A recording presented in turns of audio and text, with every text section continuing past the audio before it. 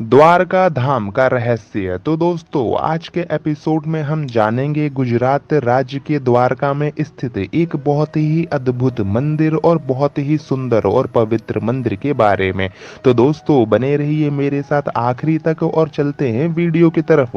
गुजरात राज्य के द्वारका में स्थित यह मंदिर तीनों लोकों में सबसे सुंदर और पवित्र माना जाता है। यह हिंदुओं का प्रमुख मंदिरों में से एक माना गया है। मंदिर में स्थापित मूर्ति श्री कृष्ण की द्वारकाधीश के रूप में पूजा की जाती है। ऐसा माना जाता है कि द्वारका द्वापर युग में भगवान श्री कृष्ण की राजधानी थी। गोमती नदी के किनारे बसा यह रमणीक मंदिर बहुत ही सुंदर व अद्भुत है। इस स्थान पर गोमती नदी अरब सागर से भी मिलती है। द्वारकाधीश की यह तीर्थ भगवान विष्णु का 108वां दिव्य मंदिरों में से एक है। द्वारका धाम हिंदुओं का पवित्र चार धाम तीर्थ माना जाता है। इस मंदिर का निर्माण भगवान श्री कृष्ण के पोते वज्रभ द्वारा किया गया था। 15वीं से लेकर 16वीं शताब्दी में मंदिर का विस्तार किया गया था। यह मंदिर 5 मंजिला इमारत तथा 72 स्तंभों द्वारा स्थापित किया गया है। मंदिर का शिखर करीब 78.3 मीटर ऊंची है। मंदिर के ऊपर स्थित ध्वज सूर्य और चंद्रमा को भी दर्शाता है। यहाँ झंडा दिन में 5 बार बदलने का प्रक्रिया है, लेकिन प्रतीक एक ही रहता है। मंदिर में कुल 2 प्रवेश द्वार हैं। इस धाम का दर्शन मात्र से सारे कष्ट मिट जाते हैं। द्वापर युग में महाभारत युद्ध होने के बाद जब 36वां वर्ष आरंभ हुआ तो एक दिन महर्षि विश्वामित्र, कण्व, देव ऋषि नारद आदि द्वारका गए। वहां यादव कुल के कुछ नव युवकों ने उनके साथ मजाक करने लगे। वे श्री कृष्ण के पुत्र शाम को स्त्री वेश में ऋषियों के पास ले गए और कहा कि ये स्त्री गर्भवती है, इसके गर्भ से क्या उत्पन्न होगा। ऋषियों ने जब देखा कि ये युवक हमारा अपमान कर रहा है तो क्रोधित होकर उन्होंने श्राप दिया और कहा कि श्री कृष्ण का यह पुत्र वृष्टि और अंधक वंशी पुरुषों का नाश करने के लिए एक लोहे का मुसल उत्पन्न करेगा, जिसके द्वारा तुम जैसे क्रूर और क्रोधी लोग अपने समस्त कुल का संहार करोगे। उस मुसल के प्रभाव से केवल श्री कृष्ण व बलराम ही बच पाएंगे। उसके बाद श्राप के प्रभाव से दूसरे दिन शाम्ब ने मुसल उत्पन्न किया। यह बात राजा उग्रसेन को पता चली तो उस मुसल को चुराकर समुद्र में डलवा दिया।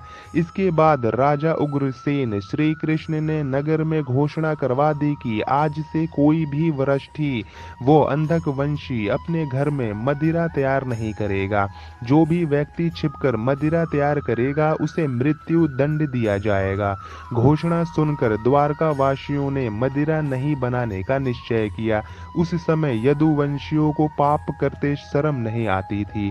गांधारी के श्राप को सत्य करने के उद्देश्य से श्री कृष्ण ने यदुवंशियों को तीर्थ यात्रा करने की आज्ञा दी। श्री कृष्ण की आज्ञा से सभी राजवंशी समुद्र के तट पर आकर निवास करने लगे। एक दिन जब अंधक व वृष्टि वंशी आपस में बात कर रहे थे, तभी सात्यकी ने आवेश में आकर कृतवर्मा का उपहास और अनादर कर दिया। कृतवर्मा ने भी कुछ ऐसे शब्द कहे कि सात्यकी को क्रोध आ गया और उसने कृतवर्मा का वध कर दिया। यह देख अंधक वासियों ने सात्यकी को घेर लिया और हमला कर दिया। सात्यकी को अकेला देख श्री कृष्ण के पुत्र प्रद्युम्न उसे बचाने दौड़े। सात्यकी और प्रद्युम्न अकेले ही अंधकवासियों से भिड़ गए, परंतु संख्या में अधिक होने के कारण वे अंधकवासियों को पराजित नहीं कर पाए और अंत में उनके हाथों मारे गए। अपने पुत्र और सात्यकी की मृत्यु से क्रोधित होकर श्री कृष्ण ने एक मुट्ठी घास उखाड़ ली। हाथ में आते ही वह घास ब्रज के समान भयंकर लोहे का मुसल बन गई। उस मुसल से श्री कृष्ण सभी का वध करने लगे। जो कोई भी वह घास उखाड़ता वह भयंकर मुसल में बदल जाती। ऐसी ऋषियों के श्राप के कारण हुआ था। उन मुसलों के एक ही प्रहार से प्राण निकल जाते थे। उस समय काल के प्रभाव से अंधक, भोज, सिनी और वरष्ठी वंश के वीर मुसलों के एक दूसरे का वध करने लगे। यदुवंशी भी आपस में लड़ते हुए मरने लगे। उसके बाद शांब, चारुदेष्ट, अनिरुद्ध और गद की मृत्यु हो गई। फिर तो श्री कृष्ण और भी क्रोधित हो गए और उन्होंने शेष बचे सभी वीरों का संहार कर डाला। अंत में केवल दारुक ही बच पाए।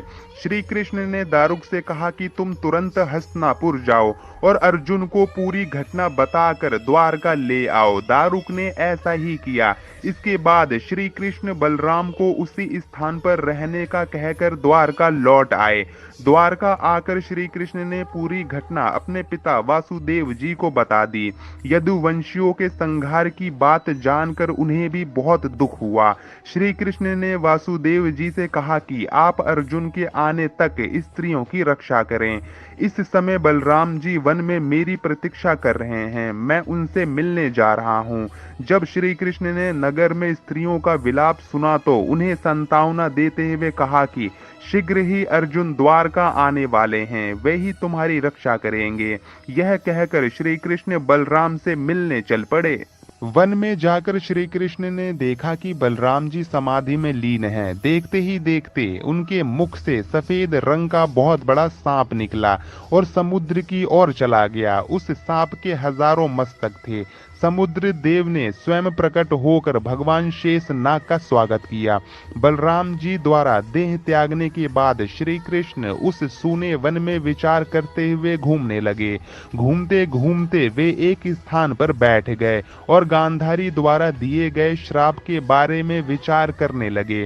देह त्यागने की इच्छा से श्री कृष्ण ने अपनी इंद्रियों का संयमित किया और महायोग्य समाधि की अवस्था में पृथ्वी पर लेट गए।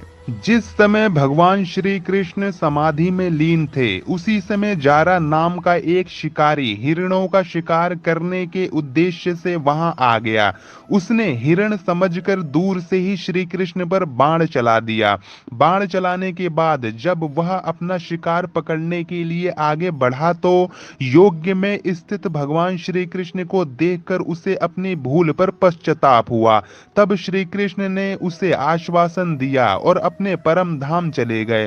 अंतरिक्ष में पहुंचने पर इंद्र, अश्वनी कुमार, रुद्र, आदित्य, वासु, मुनि आदि सभी ने भगवान का स्वागत किया। इधर दारुक ने हस्तिनापुर जाकर यदुवंशियों के संहार की पूरी घटना पांडवों को बता दी। यह सुनकर पांडवों को बहुत शोक हुआ।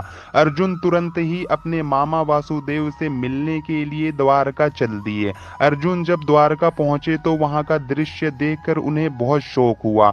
श्री कृष्ण की रानियां उन्हें देखकर रोने लगी। उन्हें रोता देखकर अर्जुन भी रोने लगे और श्री कृष्ण को याद करने लगे। इसके बाद अर्जुन वासुदेव से मिले। अर्जुन को देखकर वासुदेव बिलख बिलख के रोने लगे। वासुदेव ने अर्जुन को श्री कृष्ण का संदेश सुनाते हुए कहा कि द्वारका शीघ्र ही समुद्र में डूबने वाली है। अतरु, तुम सभी नगरवासियों को अपने साथ ले जाओ। वासुदेव की बात सुनकर अर्जुन ने दारुक से सभी मंत्रियों को बुलाने के लिए कहा। मंत्रियों के आते ही अर्जुन ने कहा कि मैं सभी नगरवासियों को यहाँ से इंद्रप्रस्थ ले जाऊंगा, क्योंकि शीघ्र ही इस नगर को समुद्र डुबा देगा। अर्जुन ने मंत्रियों से कहा कि आज से 7वें दिन सभी लोग इंद्रप्रस्थ के लिए प्रस्थान करेंगे, इसीलिए आप शीघ्र ही इसके लिए तैयारियां शुरू कर दें। सभी मंत्री तुरंत अर्जुन की आज्ञा के पालन में जुट गए। अर्जुन ने वह रात श्री कृष्ण के महल में ही बिताई। अगली सुबह श्री कृष्ण के पिता वासुदेव जी ने भी प्राण त्याग दिए। अर्जुन ने विधि विधान से उनका अंतिम संस्कार किया। वासुदेव जी की पत्नी देवकी, भद्रा, रोहिणी व मदिरा भी चिता पर बैठकर सती हो गईं। इसके बाद अर्जुन ने प्रभास तीर्थ में मारे गए समस्त यदुवंशियों का भी अंतिम संस्कार किया। 7वें दिन अर्जुन श्री कृष्ण के परिजनों तथा सभी नगरवासियों को साथ लेकर इंद्रप्रस्थ की ओर चल दिए। उन सभी के जाते ही द्वारका नगरी समुद्र में डूब गई।